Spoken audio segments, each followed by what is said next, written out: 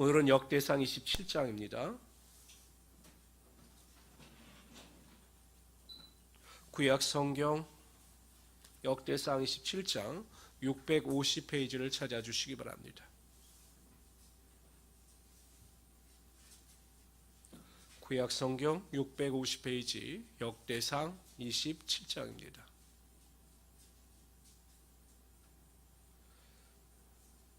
앞에서 우리는 성전 조직, 성전과 관련된 여러 가지 조직에 대해서 우리가 살펴보았습니다.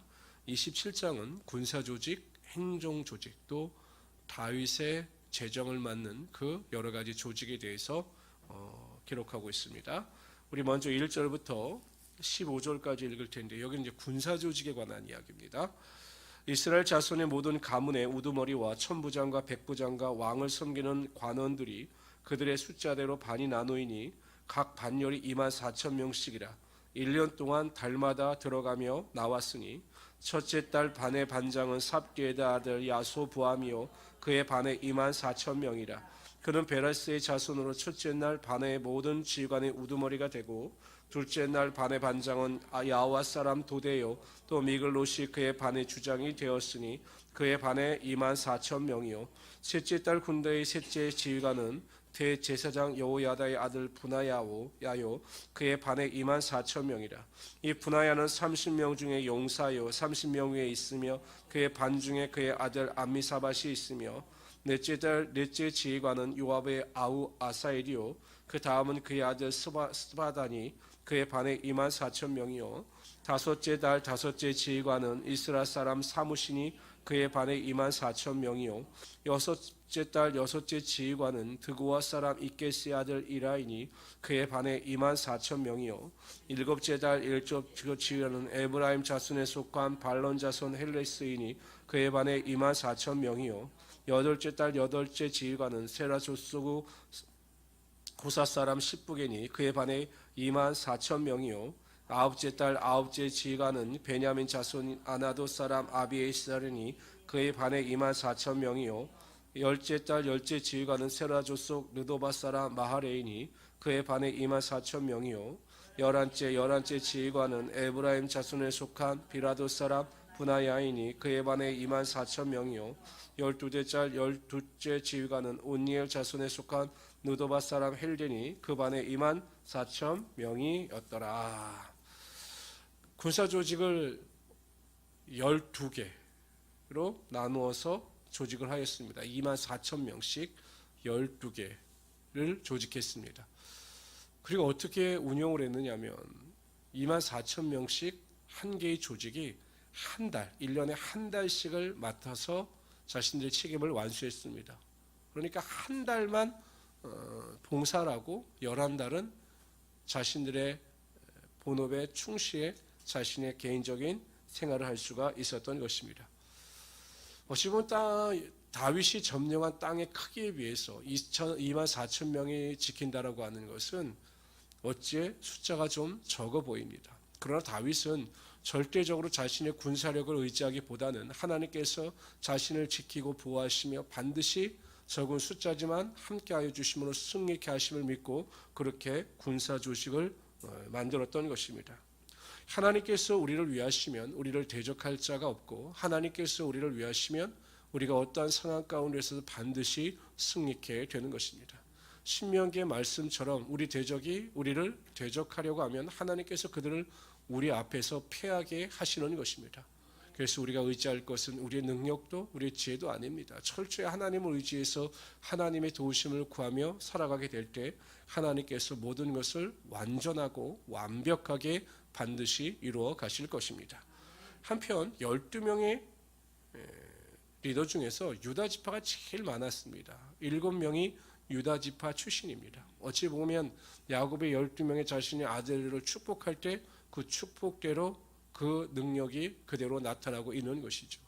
왜 유다 지파가 축복을 받았느냐? 한 가지 이유밖에 없습니다. 예수 그리스도께서 그 유다 지파를 통해서 혈통을 쫓아 나셨기 때문에 그 유다 지파가 축복을 받은 것입니다.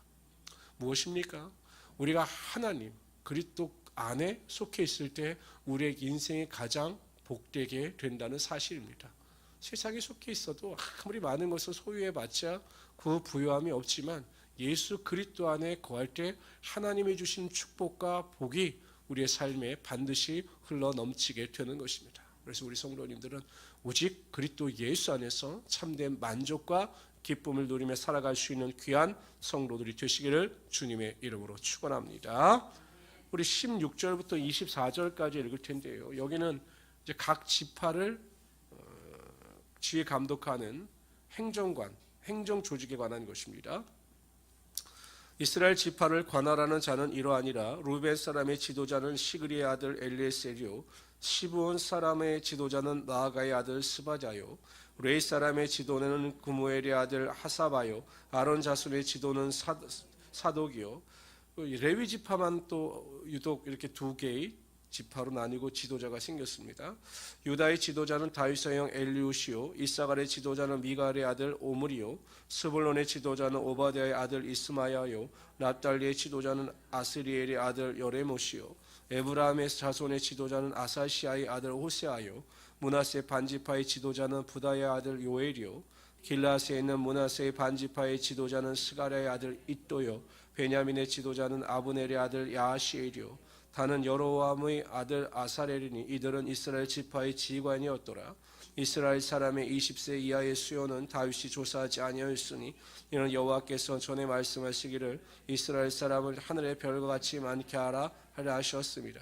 24절 24절은 다윗이 하나님께서 금하신 인구 조사를 한 일에 대한 것을 기록하고 있습니다. 그러나 그럼에도 불구하고 다윗이 20세 이하의 수요는 세지 않는 것이 그나마 믿음이 있었기 때문이다, 이렇게 밝히고 있는 것입니다.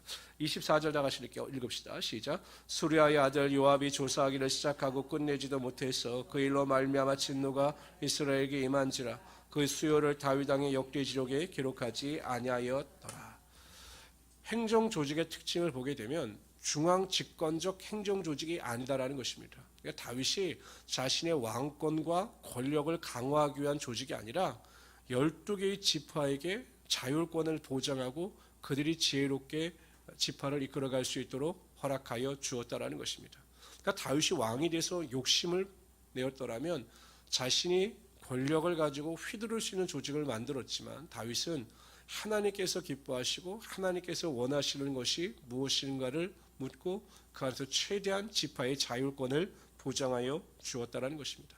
그러니까 다윗은 왕이 되어서도 변질이 되지 않고 순수하게 여전히 하나님의 뜻을 쫓아 살아가는 온전한 믿음의 사람이었던 것입니다.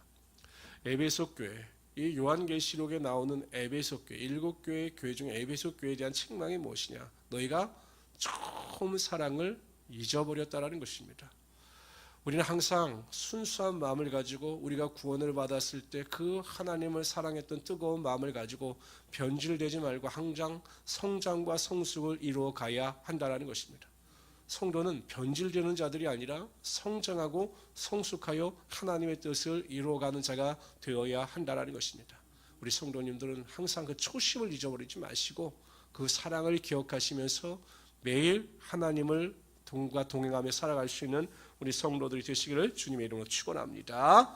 25절부터 34절은 재정을 맡은 자들과 그의 옆에서 도왔던 최측근의 사람들에 대해서 나오고 있습니다. 아디엘의 아들 아스마웻은 왕의 곳간을 맡았고 우시아의 아들 요나단은 밭과 성읍과 마을과 망대의 곳간을 맡았고 골롭의 아들 에스라는 밭 가는 농민을 거느렸고 라마 사람 스미우는 포도원을 맡았고 스밤 사람 삽디는 포도원에 솟아 포도주 곳간을 맡았고 게델 사람 바알 하낫은 평야의 감람나무와 뽕나무를 맡았고 요아스는 기름 곳간을 맡았고 사론 사람 시드레는 사론에서 먹이는 솥대를 맡았고 아들레이 사바는 골짜기에 있는 솥대를 맡았고 이스마엘 사람 오빌은 낙타를 맡았고 메르노 사람 예드야는 야기를 맡았고 하갈 사람 야시스는 양떼를 맡았으니 다윗 왕의 제사를 맡은 자들이 이러하였더라. 다윗의 숙부 요나단은 지혜가 있어서 모사가 되며 서기관도 되고 항모니의 아들 여이엘은 왕자들의 수종자가 되고 아이도멜은 왕의 모사가 되었고 아렉 사람 후세는 왕의 벗이 되었고 분하의 아들 여호야다의 아바다의 아들은 아이도멜의 뒤를 이었고 요압은 왕의 군대 지휘관이 되었더라. 하나님께서 다윗에게 엄청난 축복을 허락하여 주셔서 그의 제사를 충실하게 관리하는 사람들의 숫자가 많게 하여 주셨습니다. 뿐만 아니라 그의 주변에 인덕과 지혜를 겸비한 훌륭한 동역자들을 붙여 주셨습니다. 그러니까 하나님께서 다윗과 함께 하시고 그를 축복하시니 그가 모든 면에서 풍성하여 부족함이 없던 자가 되었던 것입니다. 우리가 하나님의 마음에 합한 자가 되면 하나님께서는 우리의 모든 것을 책임져 주시고 넘치도록 하나님의 축복이 임하게 하여 주시는 것입니다. 내가 무엇을 할까 노력하는 자가 아니라 어떻게 하면 내가 하나님의 마음에 합한 자가 될까? 우리가 항상 이러한 마음을 가지고 살아가게 되면 하나님께서 우리의 삶에 복의 복을 더하여 주시는 것입니다. 잠언서 25장 13절에 보면 충성된 사자는 그를 보내신 자에게 추수하는 날에 얼음 냉수 같아서 그 주인의 마음을 시원하게 하느니라, 이렇게 말씀하고 있습니다. 우리 모든 성도님들은 하나님의 마음을 시원하게 해드릴 수 있는 귀한 성도님들이 되시기를 바랍니다. 그래서 다윗과 같이 하나님께서 부어주시는 놀라운 복을 누리며 살아가시는 우리 성도들이 되시기를 주님의 이름으로 축원합니다. 오늘도 우리가 믿음으로 기도하시고 하나님과 동행하심으로 가장 복되고 가장 축복받는 하루가 될 수 있기를 주님의 이름으로 축원합니다.